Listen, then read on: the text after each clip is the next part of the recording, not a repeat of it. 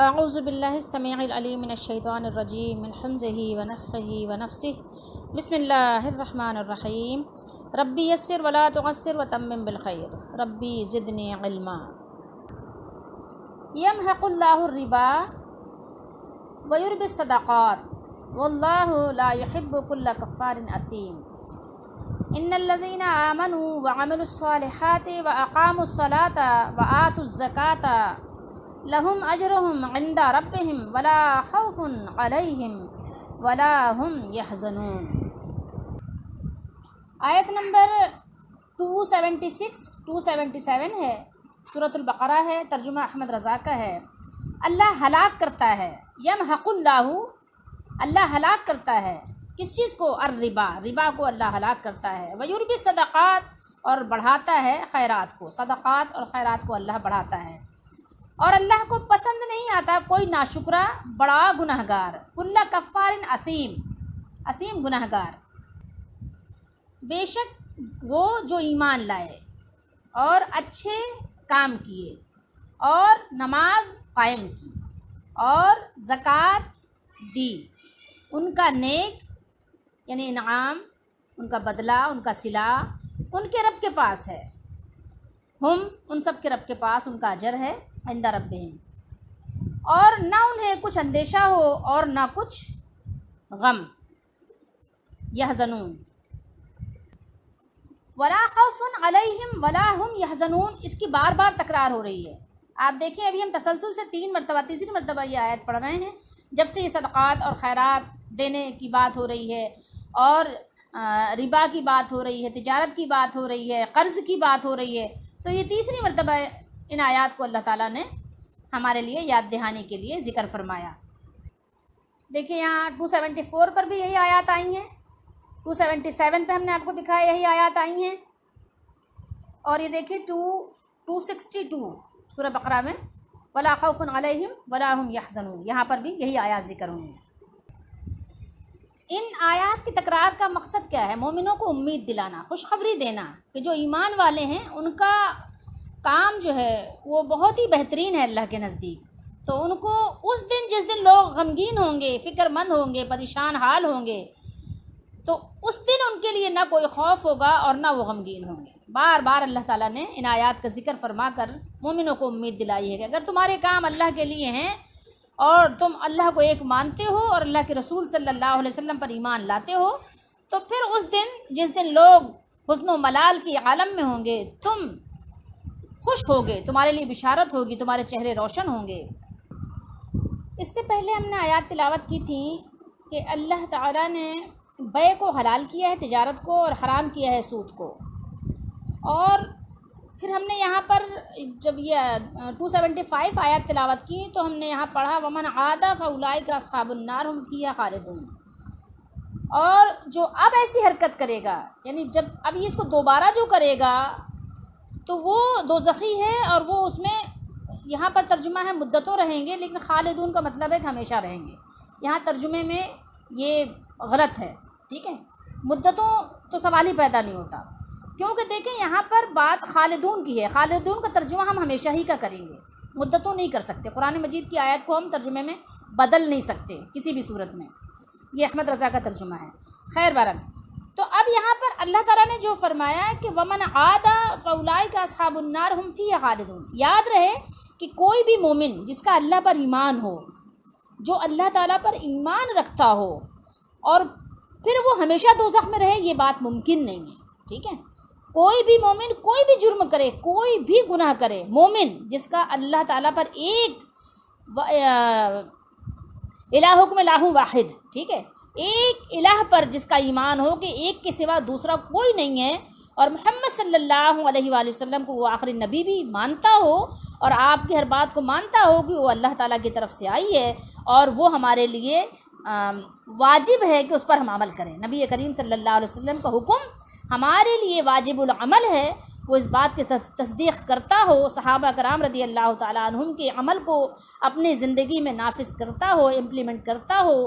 تو سوال ہی پیدا نہیں ہوتا، جو بھی وہ گناہ کرے، چوری کرے، بدکاری کرے، ہو جاتا ہے نا، انسان سب ایک جیسے تو نہیں ہوتے کہ سب ایک جیسے ہوتے ہیں، تو جرائم تو ہو جاتے ہیں،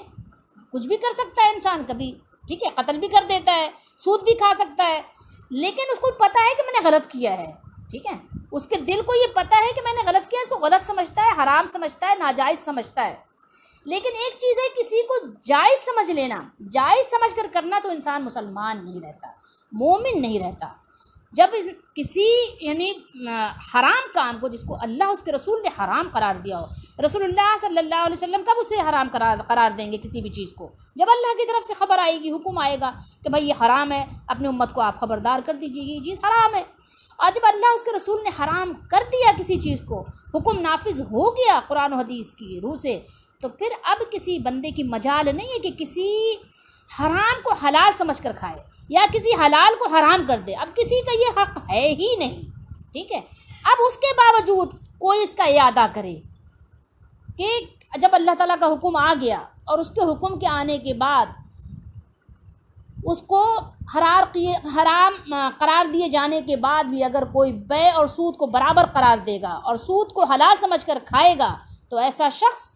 کافر ہے، اس لیے وہ ہمیشہ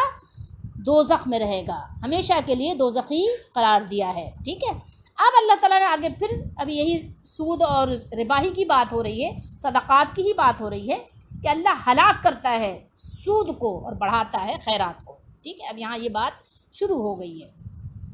جب شروع کیا ہو گئی، پھر دوبارہ سے یعنی اسی بات، وہی ٹاپک چل رہا ہے، ابھی ٹاپک ابھی ختم نہیں ہوا ہے، ابھی وہی ٹاپک چل رہا ہے، اور ابھی کافی آگے تک بھی ٹاپک یہ چلے گا، کئی آیات ہیں ابھی۔ سود کی رقم آپ کتنی ہی زیادہ حاصل کر لیں، کتنا ہی اس سے آپ کا مال زیادہ ہو جائے، کتنی بڑی حویلی اس سے آپ نے تیار کر لیا، کتنا بڑا آپ کا بزنس ہو گیا، کچھ بھی ہو گیا، سود لیکن ہے بے برکت۔ یہاں پر اس مقام پر اللہ تعالیٰ نے یہ فرمایا ہے کہ وہ سود کو نابود کر دیتا ہے، ختم کر دیتا ہے، مٹا دیتا ہے، برباد کر دیتا ہے، قلیل کر دیتا ہے، بے برکت کر دیتا ہے، تو اسے اس کے مالک کے ہاتھ سے لے کر بالکل ختم کر دیتا ہے، ٹھیک ہے۔ یہ اسے اس کے مال کی برکت سے محروم کر دیتا ہے اور وہ اس سے نفع حاصل نہیں کر سکتا، بلکہ اس کی وجہ سے اسے دنیا میں بھی سزا دیتا ہے اور قیامت کے دن بھی عذاب دے گا، قیامت کے دن بھی اسے عذاب ملے گا۔ جس طرح سے اللہ تعالیٰ نے سورہ مائدہ میں ارشاد فرمایا، اللہ نے فرمایا قُلْ لَا يَسْتَوِي الْخَبِيثُ وَالطَّيِّبُ وَلَوْ أَعْجَبَكَ كَثْرَةُ الْخَبِيثِ، فرمایا کہ نبی کریم صلی اللہ علیہ وسلم سے کہ آپ کہہ دیجئے، قُلْ، ناپاک اور پاک برابر نہیں ہو سکتے، گندا اور ستھرا، خبیث اور طیب برابر نہیں ہو سکتے، وَلَوْ أَعْجَبَكَ كَثْرَةُ الْخَبِيثِ، ٹھیک ہے۔ اگرچہ ناپاک کی کثرت آپ کو بھلی ہی لگے، مطلب اچھی لگے بظاہر کہ ناپاک اتنا زیادہ ہو گیا ہے، دنیا میں آج دیکھیں زیب و زینت اتنی زیادہ ہو گئی ہے، حرام سے ہی صحیح، جیسے بھی صحیح، مطلب کتنی بھی وہ ساری عورتیں بے پردہ ہو جائیں، بہت اچھا لگے وہ رقص و سرور کی محفلیں، لیکن کثرت کتنی بھی ہو جائے خبیث کی، خباثت کی، گندگی کی، لیکن اور جو بھلائی ہے وہ ایک ہی ہو، اکیلا ہی ہو، تنہائی بیٹھا ہو، جھوپڑی میں بیٹھا ہو، فٹ پاتھ پہ بیٹھا ہو، ٹھیک ہے، لیکن وہ دونوں برابر نہیں ہو سکتے۔ ابراہیم علیہ السلام اکیلے تھے، لیکن ایک اکیلے ہونے کے باوجود پوری امت کا کام انجام دیا ہے، تو اللہ نے ان کو اکیلے ہی پوری امت قرار دے دیا۔ تو بھلائی ہے، طیب ہے، اور گند جو ہے وہ گندگی ہی ہے، تو اللہ نے فرمایا دونوں برابر نہیں ہو سکتے۔ قُلْ لَا يَسْتَوِي الْخَبِيثُ وَالطَّيِّبُ وَلَوْ أَعْجَبَكَ، انسان تعجب میں آ جاتا ہے، چنبا ہو جاتا ہے، اس کو تعجب ہو جاتا ہے، کیا اتنے لوگ غلط ہو سکتے ہیں؟ وَلَوْ أَعْجَبَكَ، اگرچہ آپ کو تعجب ہو کہ کیا اتنے لوگ غلط ہیں، کیا اتنے لوگ گمراہ ہیں، کیا اتنے لوگ بھٹکے ہوئے ہیں، آپ کا تعجب سے کچھ اس کا تعلق نہیں ہے، اس کا تعلق کس سے ہے؟ دلیل سے ہے، قرآن و سنت سے ہے، کہ اگر ایک بندہ بھی قرآن و سنت پہ چل رہا ہے تو وہی صحیح ہے، وہی پاکیزہ ہے، وہی طیب ہے، اور ساری دنیا اگر اس کے مقابلے میں بہت خوبصورت اور مزین ہو کر آ جائے لیکن وہ گند ہی ہے، وہ طیب نہیں ہو سکتے، اس کے مقابلے میں اس کی کوئی حیثیت نہیں ہے، وہ کچرے کا ڈھیر ہے۔ اللہ نے فرمایا تلے اوپر ایک دوسرے پہ ہم اس کو رکھیں گے، جمع کریں گے، جیسے آپ کچرا ڈسٹ بن میں جمع کرتے ہو، اور اللہ تعالیٰ اس کو دوزخ میں پھینک دے گا، جیسے آپ کے ہاں کچرے کو آگ لگا دی جاتی ہے، ایسے اللہ تعالیٰ اس کو بھی تلے اوپر رکھ کر دوزخ میں ڈھیر جمع کر دے گا۔ قرآن میں اللہ تعالیٰ نے ارشاد فرمایا مالک الملک نے وَيَجْعَلَ الْخَبِيثَ بَعْدَهُ عَلَى بَعْدٍ فَيَرْكُمَهُ جَمِيعًا فَيَجْعَلَهُ فِي جَهَنَّمَ، سورہ انفال میں ہے۔ فرمایا اور ناپاک کو ایک دوسرے پر رکھ کر وہ سب کو ایک ڈھیر بنا دے گا، پھر اس کو دوزخ میں ڈال دے گا، ٹھیک ہے۔ اور فرمایا وما آتیتم من ربا لیربوا فی اموال الناس فلا یربو عند اللہ، سورہ روم میں۔ اور تم سود پر جو قرض دیتے ہو کہ لوگوں کے مال میں افزائش ہو، تو اللہ کے نزدیک اس میں افزائش نہیں ہوتی۔ افزائش کو آپ یوں کہیں نشو و نما، ٹھیک ہے، کسی چیز کا بڑھنا، پروان چڑھنا، پھلنا پھولنا، اللہ کے نزدیک نہیں ہے۔ وَيُرْبِي الصَّدَقَاتِ، اور بڑھاتا ہے خیرات کو، اللہ تعالیٰ خیرات کو بڑھاتا ہے، اس کو پالتا ہے۔ ایک حدیث شریف ہے بخاری شریف کے بھی، آپ کو ہم سناتے ہیں کہ فرمایا امام بخاری نے کہ اللہ تعالیٰ ان تمام بزرگوں پر اپنی رحمتوں کا نزول فرمائے جن کے ذریعے سے ہم تک دین پہنچا ہے۔ اللہ تعالیٰ ان کو اپنی قبروں میں رحمتوں کے سائے میں رکھے، اور ان پر اللہ تعالیٰ اپنی رحمتوں کا نزول ہر وقت عطا فرمائے، ہر وقت ان کو اپنی رحمتوں کو اللہ تعالیٰ باران ان پر برساتا رہے، آمین۔ تو امام بخاری کتاب الزکوٰۃ میں حدیث شریف ذکر فرماتے ہیں کہ من تصدق بعدل تمرۃ من کسب طیب ولا یقبل اللہ الا طیب وإن اللہ یتقبلها بیمینہ ثم یربیها لصاحبہ کما یربی احدکم فلوہ حتی تکون مثل الجبل۔ فرمایا جو شخص پاک کمائی میں سے ایک کھجور کے برابر بھی صدقہ کرے اور اللہ تعالیٰ پاک مال ہی کو قبول فرماتا ہے، تو اللہ تعالیٰ اسے اپنے دائیں ہاتھ میں سے قبول فرما لیتا ہے۔ دائیں ہاتھ اللہ تعالیٰ کا جو دایاں ہاتھ ہے، حدیث شریف کا مفہوم ہے، ہمارا اس پر ایمان ہے، وہ کیسا ہے ہمیں نہیں پتہ، ٹھیک ہے، اس کے بارے میں ہم بات نہیں کرتے، جیسے کہ امام مالک نے فرمایا اس پر بات کرنا کیا ہے، بدعت ہے۔ اچھا، اللہ تعالیٰ اپنے دائیں ہاتھ میں قبول فرما لیتا ہے، کیا فرمایا ہے کہ وَإِنَّ اللَّهَ يَتَقَبَّلُهَا بِيَمِينِهِ، دائیں ہاتھ میں، ٹھیک ہے، قبول فرما لیتا ہے، پھر اسے صدقہ کرنے والے کے لیے اس طرح پالتا پوستا ہے جس طرح سے تم میں سے کوئی اپنے گھوڑے کے بچے کی پرورش کرتا ہے،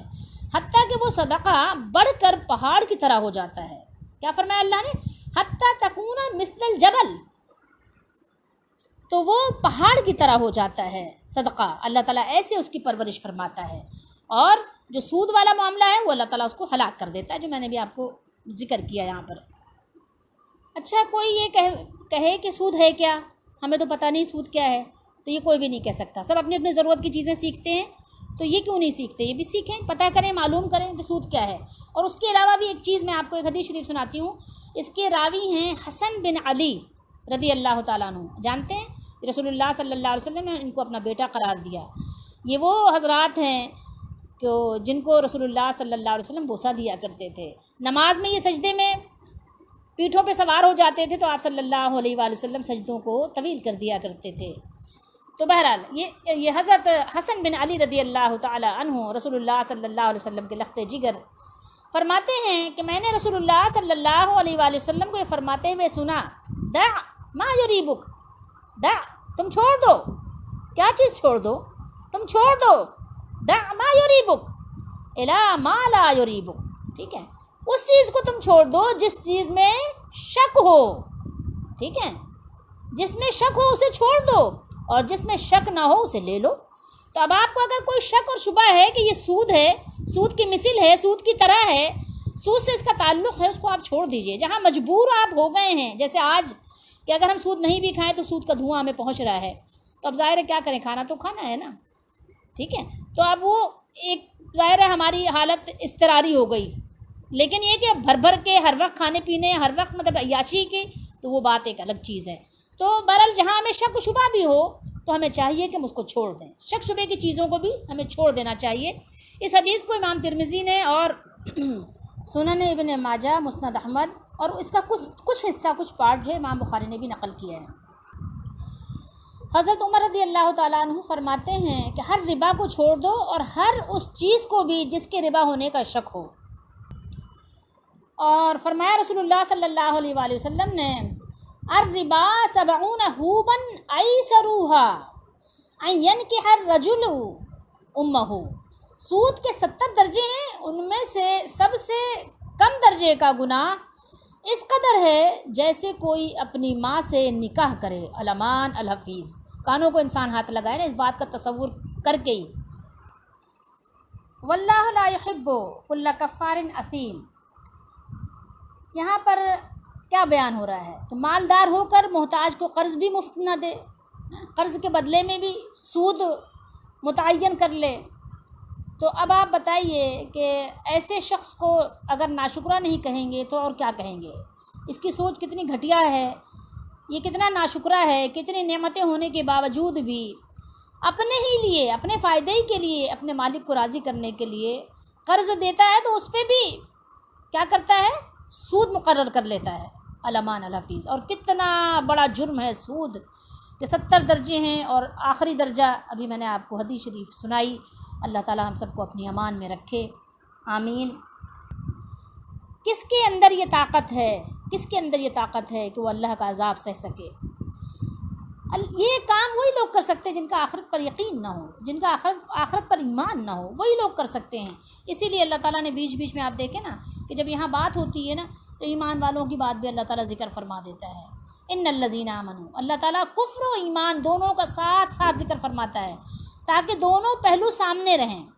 ٹھیک ہے۔ ربا کی آیتوں کے درمیان ایمان والوں کو ذکر کرنے کا مقصد یہ ہے کہ ایمان عمل صالح، نماز اور زکوٰۃ سودی کاروبار سے بچنے کا اہم ذریعہ ہے، ٹھیک ہے۔ کیا ذریعہ ہے؟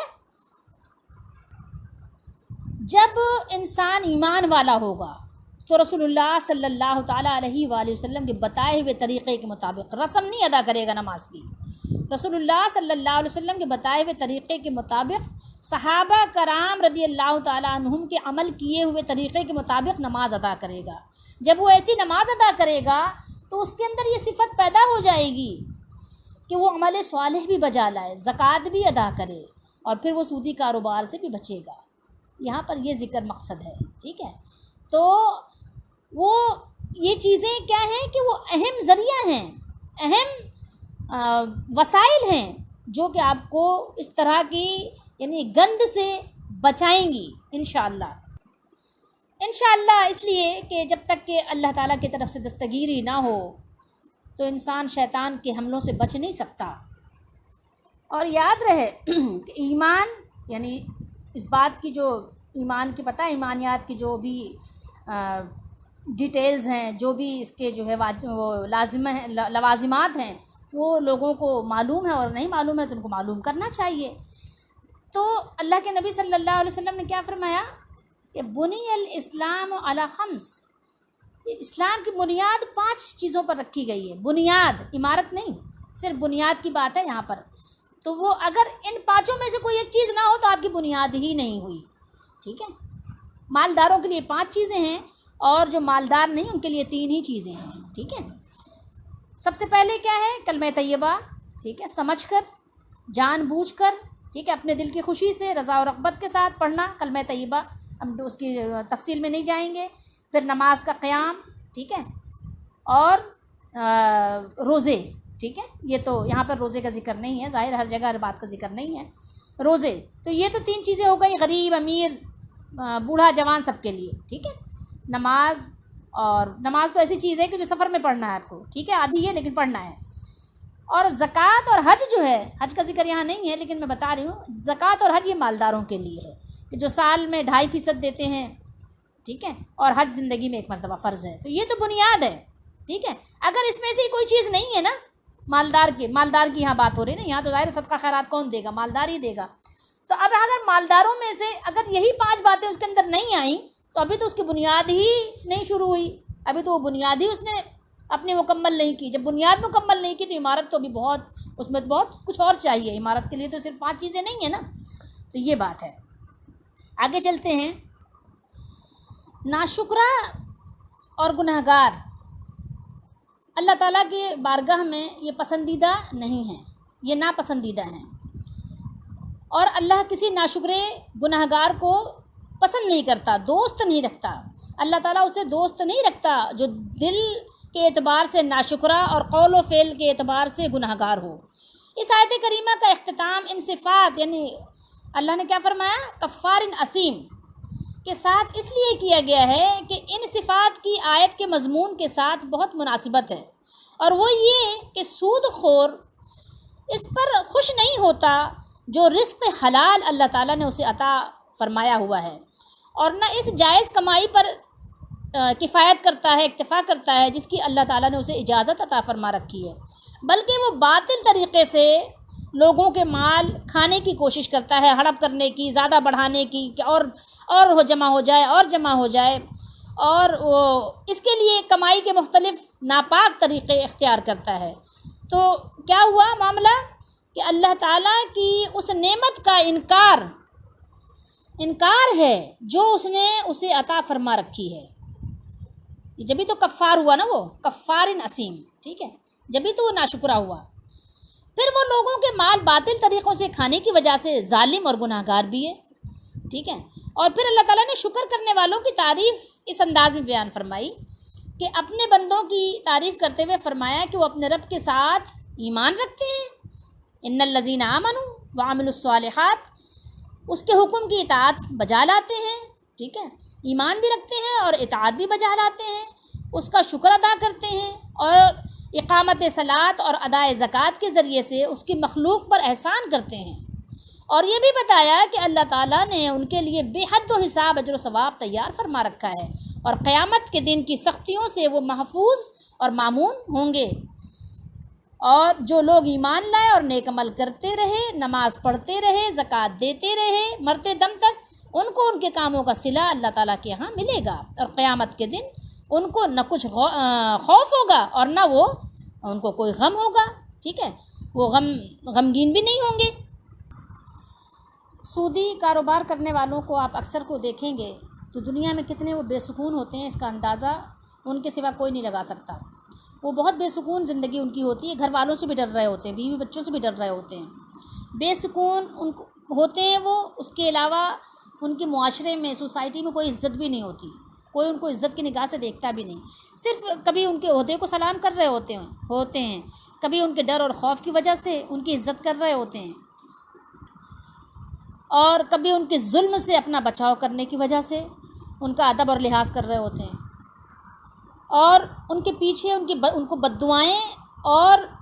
ان کے جو ہے برے کلمات کے ساتھ ہی ان کو یاد کرتے ہیں۔ تو اللہ تعالیٰ ہر طرح کے سودی کاروبار سے ہم سب کو بچائے، اور ہمیں آخرت پر اور اللہ تعالیٰ کی باتوں پر یقین کے ساتھ ایمان رکھنے کی توفیق عطا فرمائے۔ ایک دفعہ پھر ان آیات پہ غور کیجیے، واللہ لا یحب کل کفار اثیم، اللہ تعالیٰ پسند نہیں فرماتا کسی کفر کرنے والے کو، کسی گناہ کا کام کرنے والے کو۔ اس میں ایک اشارہ ہے، وہ یہ ہے کہ جو لوگ سود کو حرام ہی نہیں سمجھیں، حرام نہ سمجھتے ہوئے کھائیں، تو وہ کیا ہیں؟ وہ کفر میں مبتلا ہیں، ان کے کفر میں ہونے میں کیا شک کیا جاتا ہے۔ اور جو لوگ حرام سمجھتے ہیں، جانتے ہیں کہ یہ حرام ہے، اس پر ان کا ایمان ہے کہ حرام ہے، اللہ اس کے رسول نے اس کو حرام قرار دیا ہے، اور حرام سمجھنے کے باوجود عملاً اس میں مبتلا ہیں، یعنی کھا رہے ہیں پھر بھی، تو وہ کون ہیں؟ وہ گنہگار ہیں اور فاسق ہیں۔ ہمارے اپنے لیے اس میں بہت سارے اسباق ہیں، اور ہمیں اپنی دنیا اور آخرت سنوارنے کے لیے اس میں اللہ تعالیٰ نے ہمیں بہت کچھ سکھایا ہے، اور اپنے رشتوں کو جوڑنا اور انسانیت۔ آج لوگ انسانیت کا درس بہت دیتے ہیں، لیکن جب ضرورت پڑتی ہے تو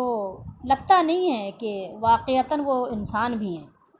تو اس لیے ہمیں ان سب چیزوں کو اپنی زندگی میں، سب سے پہلے اپنی زندگی میں ان کو نافذ کرنا چاہیے، اور اپنے رشتوں کو، اپنے عزیز و اقارب کو جوڑ کر رکھنا چاہیے۔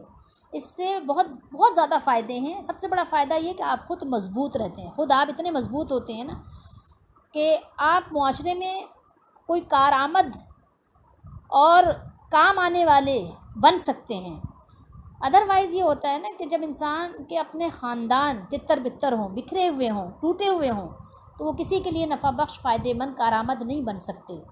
تو اپنے سب سے پہلے اپنے گھر والوں کو، اپنے خاندان والوں کو جوڑ کر رکھیے، اور اس کے لیے سب سے بہترین بات یہی ہے جو صدقے کی تاکید کی گئی ہے، قرض دینے کی جو تاکید کی گئی ہے، اور ایک دوسرے کے ساتھ ظلم سے بچنا۔ ایک دوسرے کے ساتھ ظلم نہ کریں، ٹھیک ہے۔ آپ جانتے ہیں کہ کس کس طرح سے ظلم ہوتا ہے، کبھی کبھی ایسا ہوتا ہے فیملی میں کہ آپ کسی کے ساتھ بہت اچھا سلوک کر رہے ہوتے ہیں، وہ آگے سے آپ کے ساتھ بہت برا سلوک کر رہا ہوتا ہے، کیونکہ اس کے اندر اتنی سمجھ ہی نہیں ہوتی، اس کے اندر حیا ہی نہیں ہوتی، وہ بڑی ڈھٹائی کے ساتھ آپ کی آنکھوں میں آنکھیں ڈال کر آپ کے سامنے آپ کو جھوٹا بنا رہا ہوتا ہے، آپ کو مطلب وہ باتیں بلیم کر رہا ہوتا ہے جو آپ نے کبھی سوچی بھی نہ ہو۔ اسی طریقے سے بات سمجھنے کی ہے کہ جب انسان اللہ کا ناشکرہ ہو جائے، جب وہ حق کے مقابلے میں وہ کفر کرنے لگ جائے، جب اللہ تعالیٰ کا ناشکرہ ہو جائے تو پھر بندوں کی ناشکری کیا مشکل بات ہے، پھر تو وہ جو کچھ بھی نہ کرے تھوڑا ہے، ٹھیک ہے۔ تو پھر ایسا انسان کیا ہوتا ہے، اس کے اندر سے حیا نکل جاتی ہے، اور جب حیا نکل جاتی ہے تو وہ کچھ بھی کر سکتا ہے۔ اللہ تعالیٰ ہم سب کو بچائے اور ہم سب کو ہر طرح کے ظلم سے پاک کرے، ہم اپنے جیتے جی توبہ کریں اور جو بھی جرائم ہمارے اندر ہیں ان کو دور کریں، اور ہم اللہ اس کے رسول کے تابع دار فرما بردار بن کر ایمان کے ساتھ دنیا سے جائیں اور جہنم سے اپنے آپ کو بچا لیں اور جنت والوں میں اپنے آپ کو شامل فرما لیں۔ اللہ تعالیٰ ہماری دستگیری فرمائے اور ہماری مدد فرمائے، آمین۔